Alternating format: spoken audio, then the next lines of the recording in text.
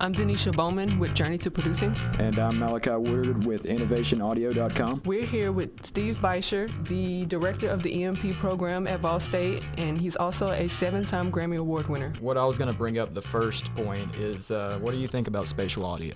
Well, it's a thing that's here to stay, for sure. It seems to be here to stay because now, unlike earlier surround sort of formats, you can enjoy it on your AirPods and all these Bluetooth things and on your iPhones and Androids and all that, because it's the algorithms work in the phone and computer stuff. So for that reason, you can enjoy it wherever you go. Yeah. Plus, now Spotify and Apple Music are both requiring Atmos or spatial audio mixes if you want to be promoted to the main playlists. Yeah, I've seen that on my iTunes, and I've just kind of seen people actually remastering some of the older music, like I know Pearl Jam's Pink record.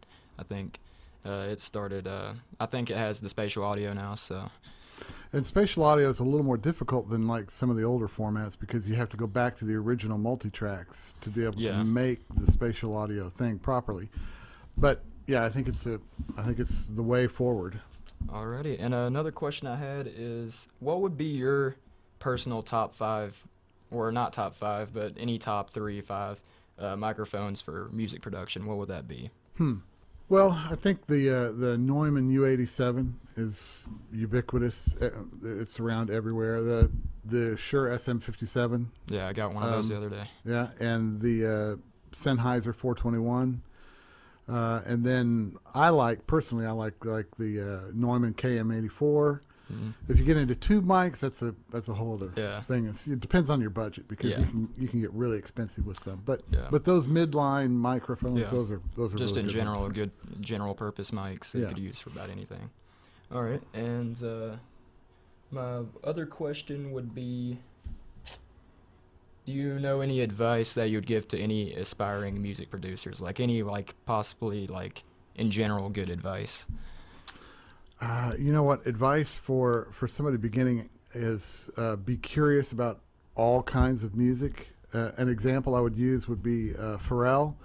He came to Nashville to do some country records with singer-songwriters. Oh, really?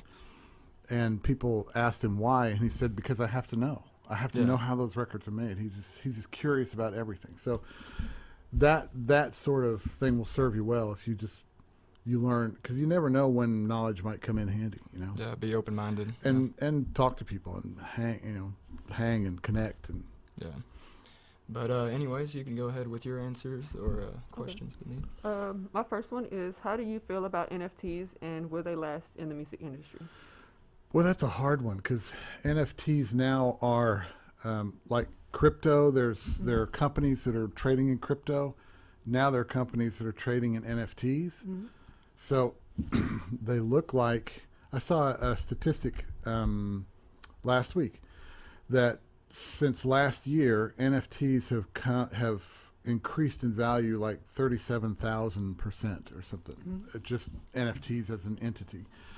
And a lot of bands, especially legacy bands, are offering NFTs of their either new music they're making or music that they've already made, it's interesting. I mean, that one's a hard one to know where it's going to go. You know? Most people are saying that they don't understand what NFTs are. So NFTs are a complicated thing, but it's based on the same blockchain technology that cryptocurrency is.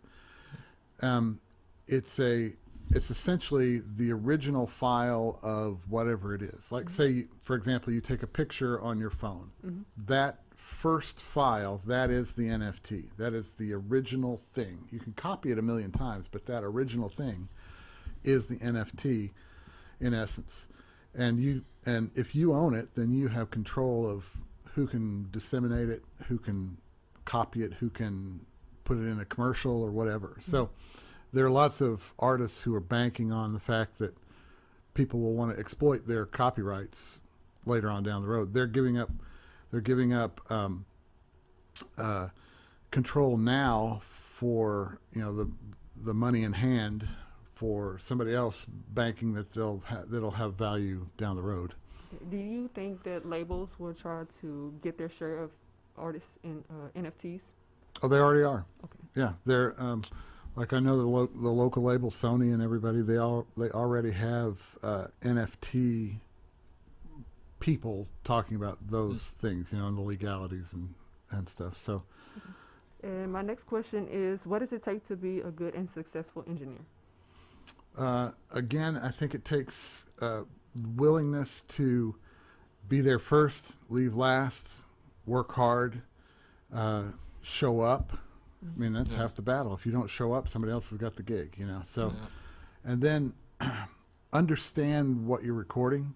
Like I in my early days, I did a lot of kind of research on instruments, or you know, there's some basic physics involved with lots of things, and just communicate too with whoever you're working with. Like, what do you want? Because you're there as an engineer, you're there to serve them. The saying that I always use is that good engineering is getting out of the way of a great performance. And whatever that takes, you know, it takes maybe a really complicated setup, a really simple setup, whatever it is. But you should be invisible to the process, but you should also be confident in making things sound good. Could you give us some advice on the music business side for those that are looking to get into the music industry? Well, it kind of depends on what part of the music industry you want to be in. It's increasing because there's so many things now. Gaming is actually bigger than any other part of movies or music. It's an amazing world, has its own set of parameters.